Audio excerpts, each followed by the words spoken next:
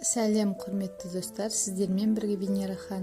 Бүгінгі тақырыпта ата-аналарға арналған бала тәрбиесіндегі психологиялық өте қажетті 16 кеңестер. Достар, келесі видеоны жіберіп алмас үшін каналға тіркеліңіздер, лайк басыңыздар, комментарияға ойларыңызды жазып кетіңіз. Ол мен үшін өте маңызды. Ал кеттік. Баланың міндетті түрде өздігінен орындайтын жұмыстары болуы қажет. Сіз тек осы жұмыстардың орындалуын қадағалауыңыз керек.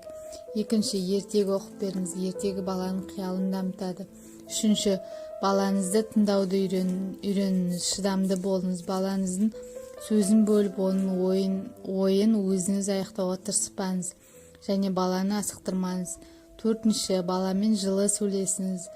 Баланың кез келген қалауын орындауға асықпаңыз. Әңгімелесіңіз, қалжыңдасыңыз. Алтыншы, балаға өзінің іс-әрекетін түсіндіруді үйретіңіз. Яғни бала ең алдымен ойланып, содан соң ғана шешім қабылдауды үйрену керек. Жетінші, баланы қоршаған әлемді танып білуге дағдылаңыз. Сегізінші, баланың жан-жақты дамуына қолайлы қауіпсіз жағдай жасаңыз. Достар, видеоны жалғастырмас бұрын лайк басып каналға тіркелеміз. Жалғастырамыз. Баланы тым еркелетпеңіз. Онымен өзіңізбен тең дәрежедегі адам ретінде сөйлесіңіз. Есіңізде болсын, сіздің сөйлеген сөзіңізді, іс-әрекетіңізді балаңыз қайталайды. 10-шы, балаға өз бетінше жеке басыңыздың тазалығын қадағалауды және де әр түрлі жағдайларда өзін қалай ұстау керектігін түсіндіріңіз. 11-ші, жақсы іс-әрекет үшін сөзбен немесе сыйлықпен мадақтап көтермелесіп, ата-анасын, үлкендерді, жақындарын сыйлау керектігін білуі тиіс. 13-ші, ешқашанда баланың икемсіздігін күлкіге айналдырып және де қорқыныштарына күлмеңіз.